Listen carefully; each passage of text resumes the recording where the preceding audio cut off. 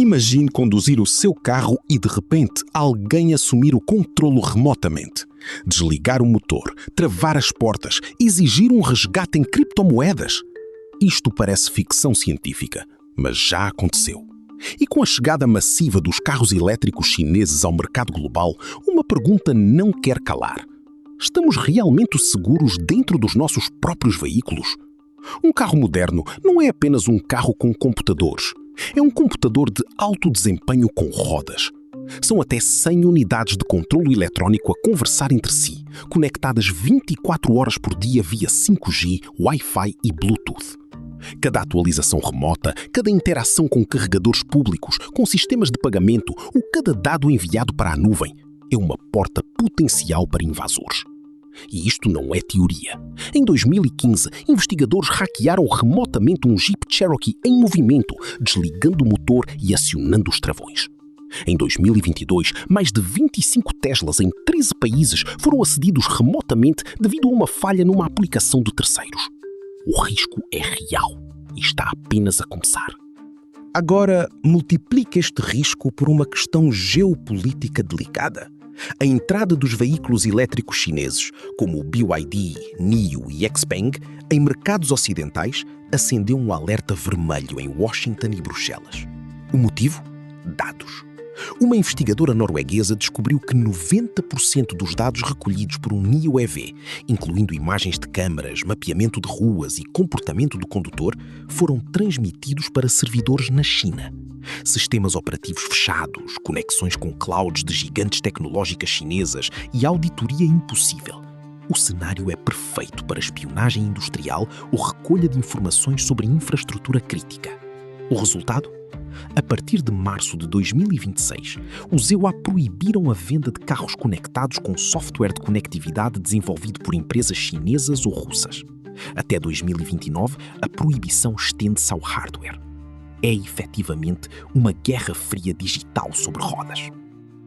Mas antes de demonizar os carros chineses, vamos aos factos. As vulnerabilidades não têm nacionalidade. A General Motors, por exemplo, foi investigada pela FTC no EUA por recolher e vender dados de localização e comportamento de condução de milhões de motoristas, muitas vezes sem o consentimento adequado. Ransomware, sequestro de controlo, espionagem de dados. Estes são riscos inerentes a qualquer carro conectado, seja ele chinês, americano, europeu ou coreano. O problema real não é a bandeira no capô, é a falta de transparência. Se um fabricante chinês esconde como processa os seus dados, é um problema.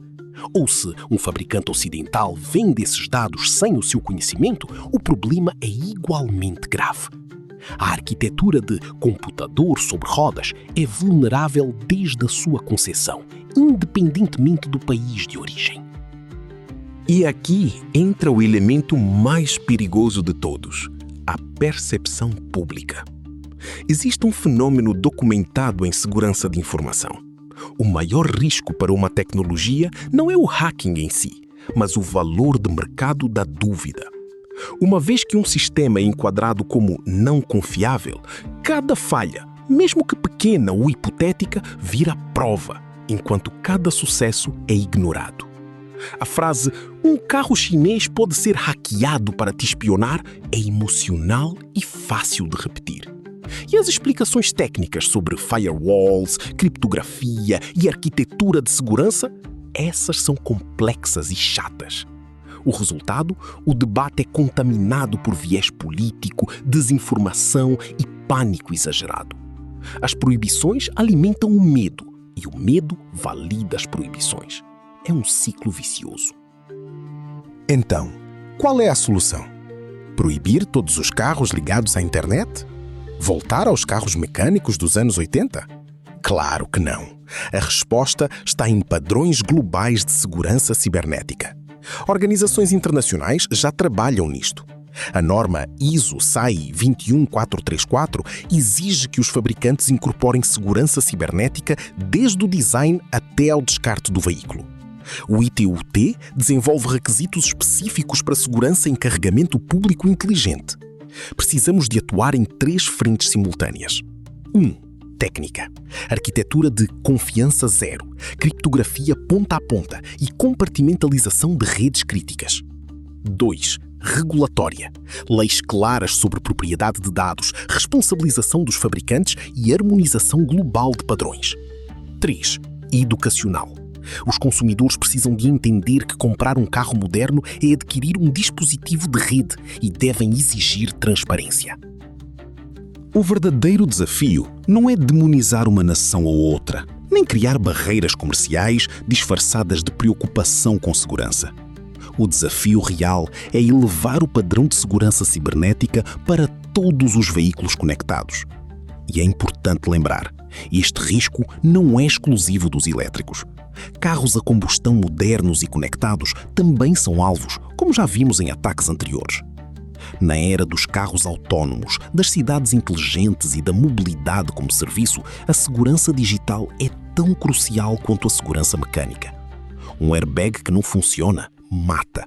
Um sistema de travões hackeado também. Precisamos de regras claras, auditorias independentes, transparência radical e cooperação internacional.